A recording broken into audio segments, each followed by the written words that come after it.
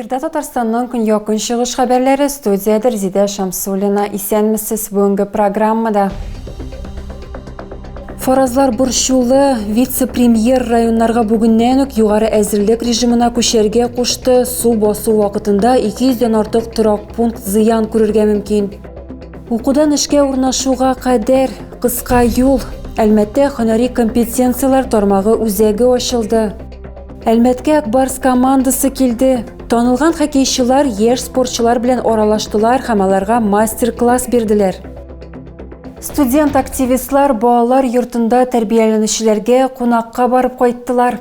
Аларга Әлмәт сәүдә-икътисад техникумы һәм шәһәрнең яшь-үсмерләр клублары педагоглары да кушылды.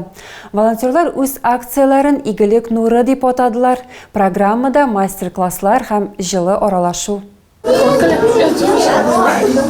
Беренчеләр хәрәкәте активистлары һәм Әлмәт сәүдә-икътисад техникумы студентлары балалар йортына буш кул белән килмәделәр. Яшь активистларга урта махсус уку йортлары, Луч һәм Әлмәт моршлары яшь-үсмерләр клублары педагоглары да кушылды. Здесь, в принципе, задействовано все. Монда социализация да, адаптация да бар. Өстәвенә студентлар үзләрен остазлар итеп хис итәләр. Биредә балалар безнең студентларга караганда кечерәк, ярдәм итүдән тыш алар аралашалар да. Шәһәр хакимияте, нефтче спонсорлар һәм социаль волонтерлар балалар йортында тәрбияләнүчеләрне игътибарсыз калдырмаска тырышалар. Даими кунаклар арасында мотоциклчылар җәмгыяте дә. Это здорово помогает детям. Бу балаларга бик яхшы ярдәм итә, алар җәмгыять белән мөнәсәбәтләр төзергә өйрәнәләр. Бигрәк тә яшьләр килгәч, алардан нәрсәгәдер өйрәнәләр. Педагоглар һәм студентлар коллективы оештырган «Игелек нуры» акциясе беренчеләр хәрәкәтенең «Просто действуй» марафонына керде. ФСБ террорчылыкка җәлеп итүче шалтыратулар аркасында уяу булырга чакырды. ТАСС ведомствога сылтама белән Татарстан балаларына да шундый хәбәрләр килә башлады дип яза. Халыкны хукук саклау органнарына террор гамәлләре кылуга чакырулар турында кичекмәстән хәбәр итәргә өндиләр. Бәлик булмаганнарга мондый абонентлар белән аралашмауның мөһимлеге турында аерым аңлатырга кирәк. Мондый очраклар турында шунда ук хукук саклау органнарына хәбәр итү зарур. Әлмәттә һөнәри компетенциялар тармагы үзәге ачылды. Оештыручылар Югары нефть мәктәбе һәм Россия мөмкинлекләр иле платформасы. Моннан тыш студентлар эшлекле уенда катнаштылар һәм югары квалификациялы белгечләр ролен үз өсләренә алдылар. А командасы үз проектын якларга әзерләнә. Риваят буенча егетләр һәм кызлар гамәлдәге компанияда эшлиләр. Һәркем конкрет роль башкара: хисапчы, пиар-менеджер, туризм буенча белгеч, менеджер, директор һәм башкалар. Команданы Рамазан Муртазин җитәкли. Егет магистратураның беренче курсында укый.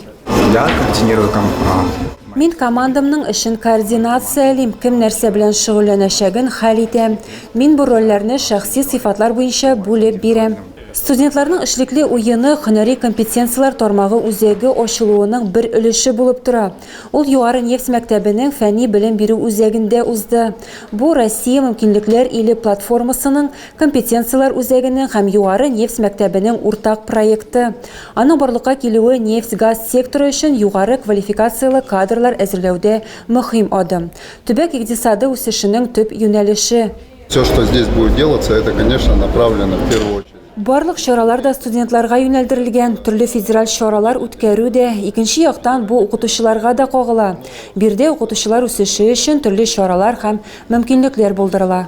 Югары нефть мәктәбенең төп индустриаль партнеры да ачылу тантанасында катнашты. Компанияда квалификациялы белгечләрне балалар бакчасыннан ук әзерләргә кирәк дип саныйлар. Шуңа күрә белем бирү вертикален актив үстерәләр. Начали с наших детских садов, потом уже, программа расширилась. Балалар бакчаларыбыздан башладык, соңыннан программа киңәйде һәм Әлмәтнең башка балалар бакчалары тәрбиячеләрен дә җәлеп иттек һәм укыттык. Аннары башка шәһәрләрдә дә көньяк көнчыгыш балалар бакчаларында эшләүнең яңа методикалары кертелә. Шулай ук эксперт сессиясе да узды. Анда илнең һәм республиканың фән һәм югары белем министрлыгы, университетлар җитәкчеләре, шулай ук төбәкнең әйдәп баручы эш бирүчеләре катнашты. Fikir alышу нәтиҗәләре буенча югары мәктәпнең хезмәт ресурсларын җәлеп итү буенча терәк пункты булачагы турында карар кабул ителде. Моннан тыш төбәкнең эш бирүчеләре тарафыннан башка төбәкләрдән проектта катнашучы студентларны җәлеп итү өчен стажировкалар программасын булдыру планлаштырыла. Акбарс уенчылары белән бер командада уйнау мөмкинлеге. Мондый бәхет нефтяникның яшь хоккейчыларына елмайды. КХЛда уйнаучы команда Әлмәткә килде. Беренчеләрдән булып кунаклар хоккей әзерлеге үзәгендә булдылар, аннары югары нефть мәктәбендә күреп кайттылар. Ребят, поехали, 1-0, Яшь спортчыларның гадәти булмаган тренировкалары узды. Акбарс хоккей клубы уенчылары мастер-класс күрсәтергә килделәр. Хоккей әзерлеге үзәгендә уен оештырылды. Һәр команда составында олылар да, балалар да бар иде. Алар 7 минутлык 2 период уйнадылар. Вспоминаю себя в детстве, когда приходили тоже ребята-мастера. Үземне бала чакта искә төшерәм. Оста спортчылар килгәннән соң син ниндидер энергия аласың, кая омтылырга кирәклеген күрәсең. Үз алдыңа иң югары максатлар, бурычлар куярга кирәк һәм моңа омтылырга. Команданың буш вакыты барлыкка килде һәм алар социаль проектлар белән шөгыльләнергә карар иттеләр, дип сөйли матбугат хезмәте белгече Алмаз Гафиятов.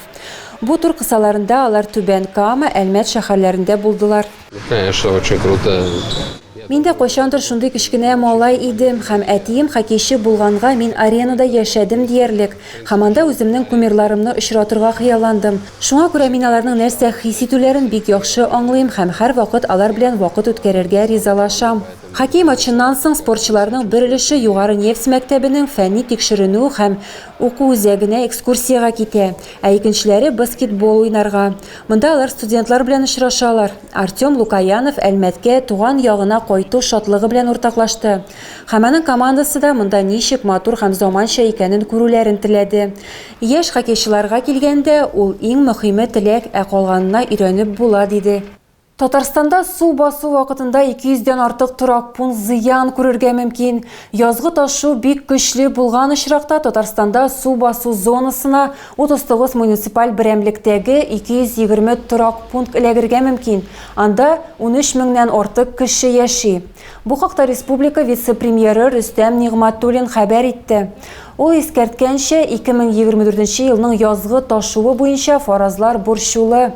Февраль ахырына республикада кар катламының биеклеге уртача күп еллык күрсәткечләрдән күпкә югарырак.